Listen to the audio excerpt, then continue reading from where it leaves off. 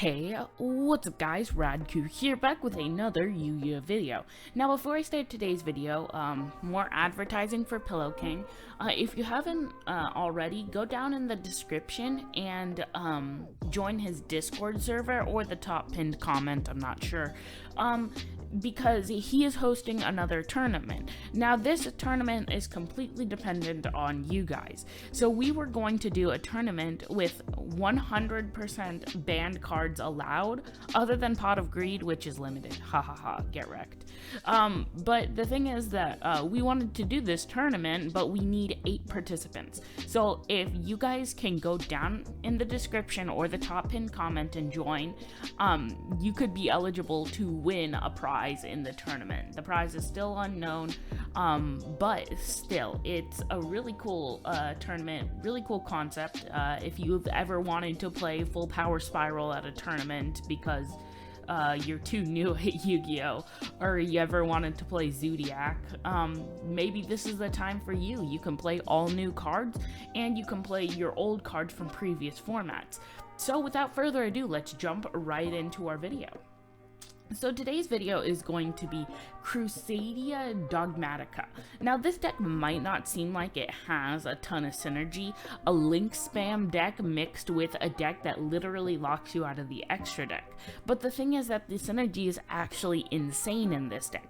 But see, the thing is that the Dogmatika engine allows for some psycho follow-up plays, while the Crusadia engine allows you to set up amazing boards like a 3-neg Appaloosa, and it's just really good. The Dogmatika engine is great for ending your turn, just because you can set up your punishment while still setting up your 3-negate Appaloosa, which is really good. So without further ado, let's jump right into the video. Starting things off, I played 3 copies of Crusadia Maximus.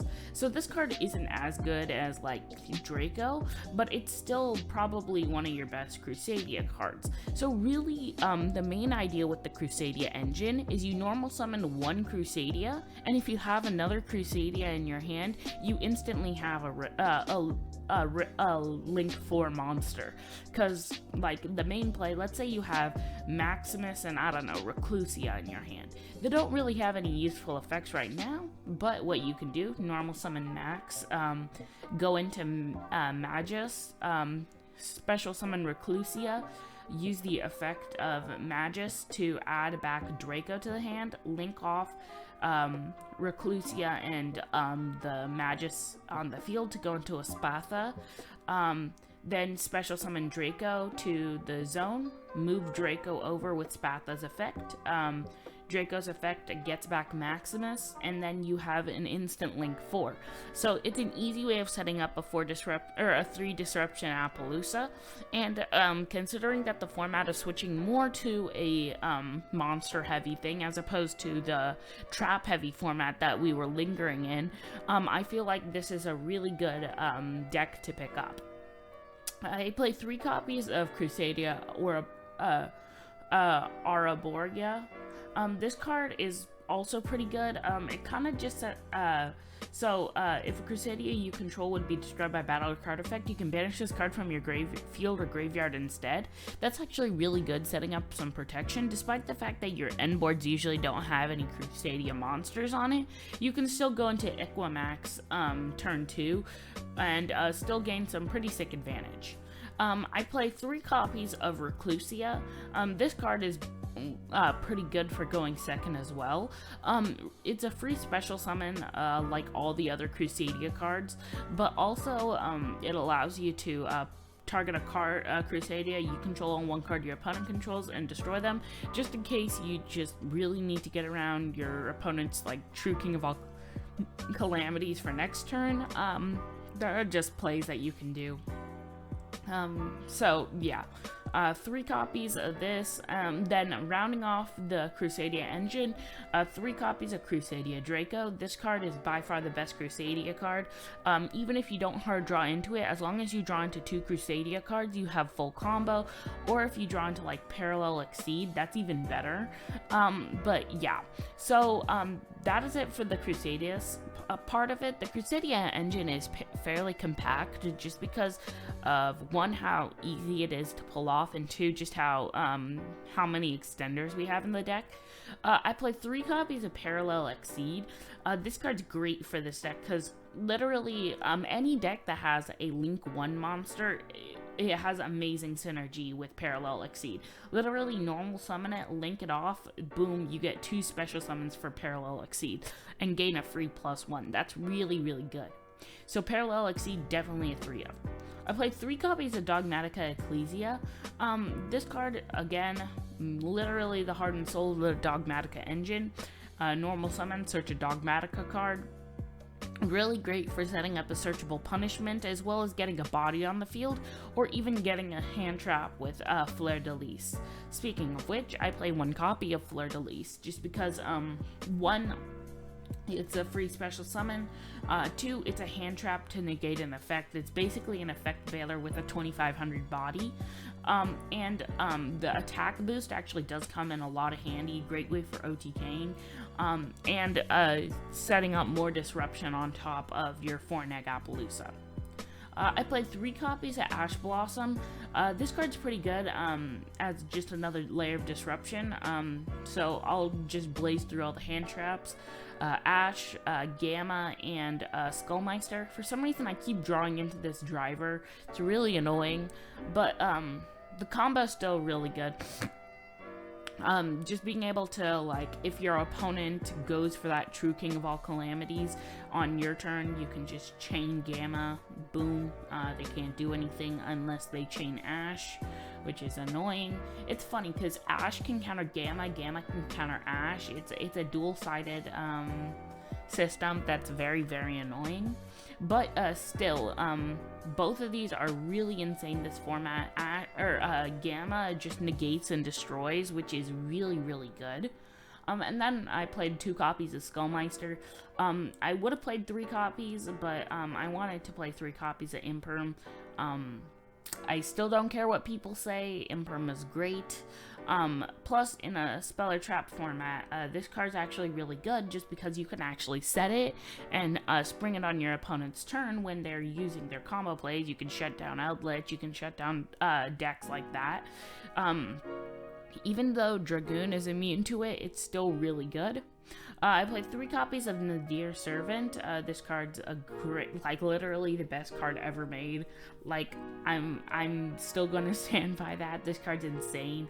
It literally gives you a free pop, so you can, if your opponent lets it go through, you just get to remove a card from their field, or you get a free special summon from the deck. Like, literally, I limited how much I use the Dogmatika engine in the extra deck to only Ash Dragon and Nitis.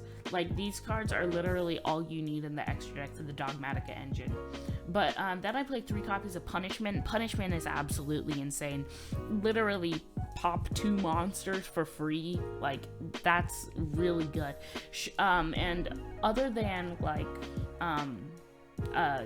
Dragon Link, most decks don't set up Omni Negates, so now you have ways of getting around your opponent's True King of all calamities on their turn. You can stop them from OTKing really easily. You can just do a lot of stuff. I played 3 copies of Solemn Strike, just because I felt like this was a bit better than Judgment, just because, really, you're gonna have your Appaloosa on the board. It's gonna be very vulnerable. So stopping their special summon for a smaller life point cost is definitely a lot better than paying half your life points to just say no. I played 3 copies of Infinite Impermanence, like I said. It's a great card for an actual trap and not a hand trap this format, and I'm going to stand by that for a while. So that is it for the main deck. Going into the extra deck, I played 2 copies of Crusadia Magius. This card is by far the best Crusadia card. Like, without it, the deck would be absolutely crap. If an effect monster, I'm going to ignore the first effect because it just says gain attack equal to the original attack monsters this card points to. It doesn't matter.